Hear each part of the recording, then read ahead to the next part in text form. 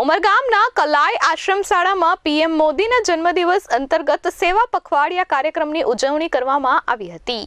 વલસાડ જિલ્લાના અને ઉમરગામ તાલુકાના કલાઈ ગામે વડાપ્રધાન નરેન્દ્ર મોદીના જન્મદિવસ નિમિત્તે સેવા પખવાડિયા અંતર્ગત આશ્રમ શાળામાં વિશેષ કાર્યક્રમનું આયોજન કરવામાં આવ્યું હતું। આ અવસર પર પંડિત દીનદયાલ ઉપાધ્યાયજીના જન્મોત્સવ નિમિત્તે તેમનું પૂજન કરવામાં આવ્યું હતું તથા આશ્રમ શાળાના પરિસરમાં વૃક્ષારોપણ તેમજ સફાઈ અભિયાન હાથ ધરાયું હતું।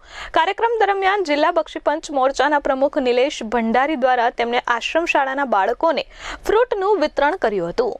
સેવા, સ્વચ્છતા અને સંસ્કારના સંદેશ સાથે યોજાયેલા આ કાર્યક્રમમાં આશ્રમ શાળાના બાળકો, ગ્રામજનો, ભાજપના સંગઠન પ્રમુખ, તાલુકા પંચાયતના ઉપપ્રમુખ, સંગઠન મહામંત્રી સહિતના મહાનુભાવો ઉપસ્થિત રહ્યા હતા।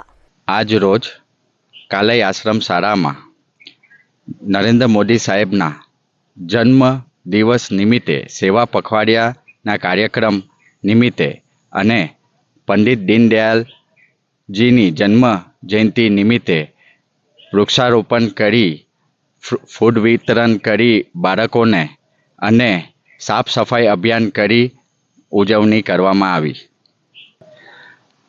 આ કાર્યક્રમમાં પ્રદેશથી હેમંતભાઈ ટેલર ઉપસ્થિત હતા નવસારીથી, આપણા બક્ષીપંચ મોરચાના જિલ્લાના પ્રમુખ નિલેશભાઈ ભંડારી ઉપસ્થિત હતા।